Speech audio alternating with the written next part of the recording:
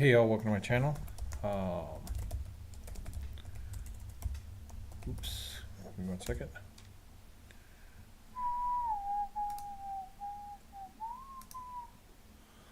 Trying to get this one. Password. So, I just gotta wait to log in. Basically, I'm trying to log in because right now it's supposedly streaming, but it's not streaming. Okay, I'm on. All right. So, I mean, quite honestly, I don't know what to say. Honestly, it's like, oops, what just happened here? Oh, trying to mess around with that thing. Sorry. Quite honestly, we got lucky. Uh, I mean, what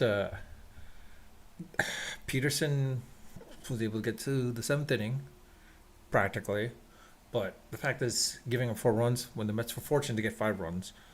But the fact of the matter is, it's concerning that Peterson didn't go at least to the eighth inning. But in any case, the bullpen lived up, at least fortunately for now.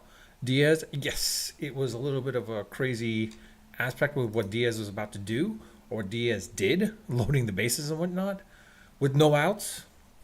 I was concerned. I was like, all right, the Mets are probably going to go into a tie in extra innings basically at this point. And I thought, that's it. We got lucky. Let's be honest. We got really, really lucky because I don't know what to say exactly, how to say it basically, but we just got pure.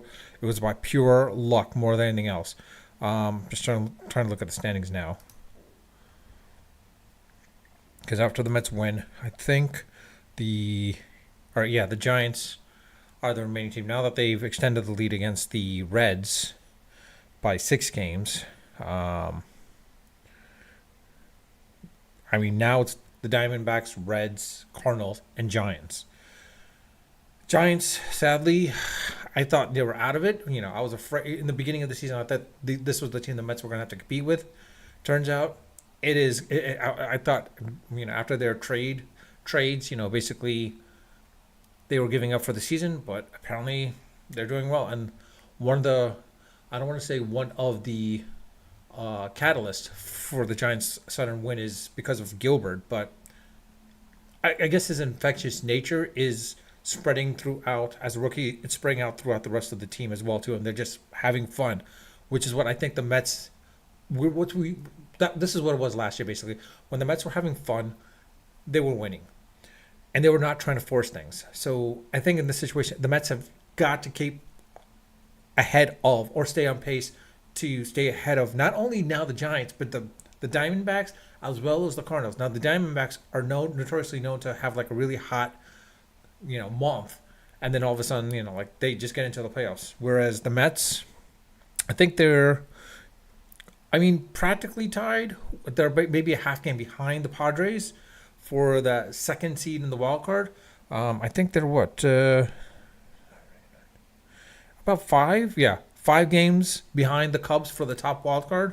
Meanwhile, they're about now with the Phillies being red hot, of course. Now all of a sudden again, they're about 6 games behind. So the Mets have to stay hot as well too. Let's be honest, the Mets have to stay hot.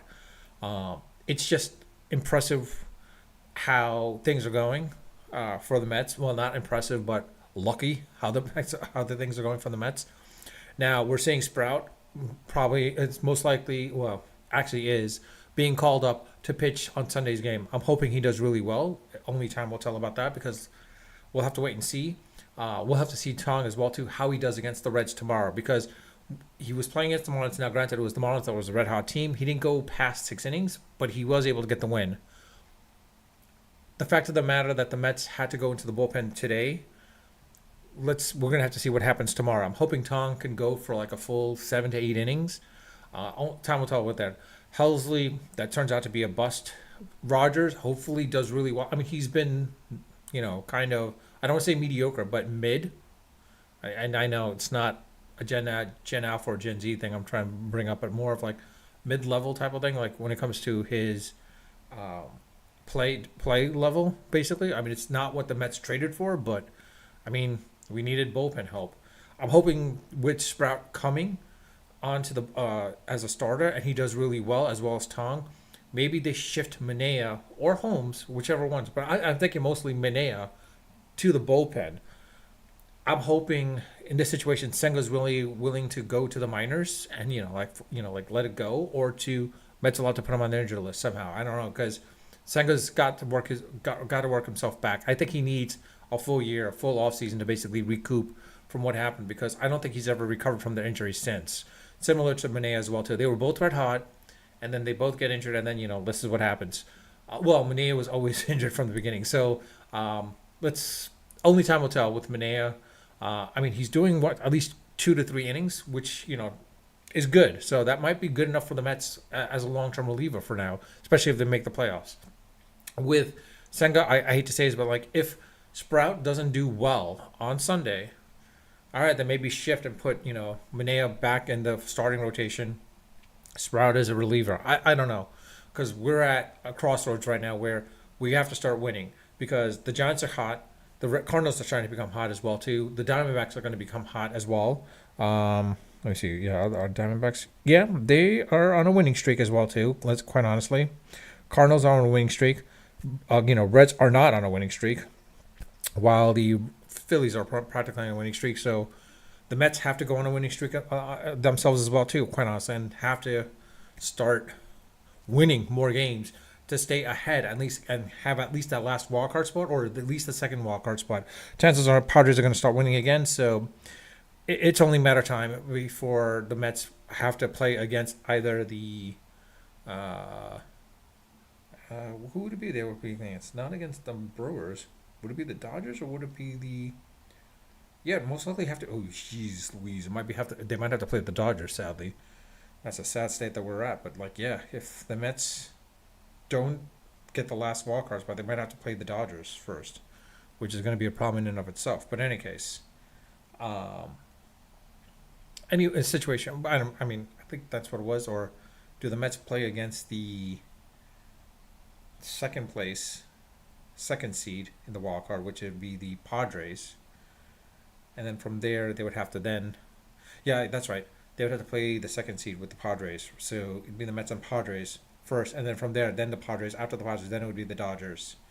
So I don't know. Time will only tell from that perspective and see how that plays out. But in any situation, this doesn't bode well for the Mets. They've got to keep winning. They've got to get that top wild card spot, or at least win the NL East. Like I said, I would love to see them basically payback, retribution. What the Phillies did to the Mets back in 06 and 07, or 07 and 08. If the Mets can do the exact same thing to the Phillies, that'd be great. But again, we have to wait and see. It has to come down to one, Tong, as well as two, Tong, and two, Sprout, how he does on Sunday. I'm hoping Tong does really well tomorrow, to the point like we'll have that 1-2 punch. If Tong does what he's expected to do and basically blows by the Reds, we'll know that we've got the 1-2 starter that we need to get into the playoffs. We'll need to know then at Sprout, is he good enough, to the point like if he keeps them in play, he can help shift the Mets, or not shift the Mets, well, kind of shift the Mets, but more of ease the Mets back into the playoffs, and probably give them a more favored aspect of advancing farther into the playoffs, like they did last year. Because last year the hitting was pretty much what it was, more than anything else. They just kept hitting and hitting, but once they got to the opposing pitcher's relief scores. But in this situation, both the Dodgers and Padres have a pretty strong starting lineup, as well as a pretty strong bullpen, similar to the Brewers. Phillies, I'm not sure. Cubs, it's only a matter of time will tell. But in reality, this is what it comes down to. This: if Sprout and Tong do well, we got McClain as number 1, Tong number 2, Sprout number 3. I'm hoping Sprout comes off and basically is pissed off the fact that he was in the minors and he was touted as the number 1 prospect in the Mets organization, and basically both McClain and Tong overleapt him. And he should be really pissed. I was like, I should have been there first. I should have been promoted first. And he's going to come up and just go lights out. If he does, that would be great. But time will only tell at that situation. So I got to look at see what's going on here. If anyone's sending a chat, I don't see any chats. If someone's sending a chat, unfortunately. Um, yeah, in any situation, from that perspective, um, well, yeah, I've got nothing else to say except for like the fact that the sprout's coming up. Time will tell. I mean, I felt like the Mets are finally listening to the fans as well as me, maybe. To the point where, like, we knew Senga had to go. Minea probably will be shifted into the bullpen for long relief. Uh, that's definitely needed because they don't have a long reliever at this point. The Mets do make it into the playoffs, and into the divisional and champ, championships, and LCS. Chances are they'll have to use Minea and Peterson as what Peterson was used last year as kind of long-term relievers because Peterson did thrive as a long-term reliever. I don't think Peterson deserves to be a starter, but chances are if it is, I would probably put maybe Chisholm over him. I mean Holmes over him basically. Would I put Peterson over Holmes? Holmes is doing decent enough, but Holmes is not a mid reliever. Peterson, I think he's probably good for no, 1 to 2 innings, maybe 3 innings. He can go the length of the distance per se, so long as he has enough of a lead. But once he has enough of a lead, problem is sometimes he has a tendency to just like have mental mistakes. The problem is like in this game, the Mets had quite a few mental mistakes. Let's be honest, they had a few mental mistakes. So somehow Mendoza's got to clean that up. They've got to clean that up and figure that crap out. Like it seems like they're just stepping over themselves. The Mets are stepping over themselves, causing these mental mistakes, which gives up these runs, which gives them these losses. Because again, offense, as great as it is, you can have a lot of bad nights, as we've seen this season. The Mets offense has never been on in some cases, and especially when they're forcing it, they don't do so well. So if the Mets are going to try to force now, you're going to say, well, what about Soto? Well, Soto, yes. Honestly, he'll hit a home run, but the problem is if he's hitting a solo home run, what does one run matter? If the Mets are down by 4, one run doesn't matter. If they can build up on it, that'd be great. But in reality is like no one's building up on it. And I would always say Lindor is the linchpin. He's the key to the Mets offense, but now it's looking more and more like it's not. Even when he's on, the rest of the team seems to not do so well either. I mean, like him and Soto will help out. I mean, him and Soto will probably be the offense, and that's it. But 2 runs to 3 runs at best. And we've seen basically that the Mets have to be at least up by 6 runs to win a game. So yeah, that's all I got to say basically at that point. I mean, you're welcome to leave a comment once this video becomes permanent. But with that, I'll leave it at that. Unfiltered.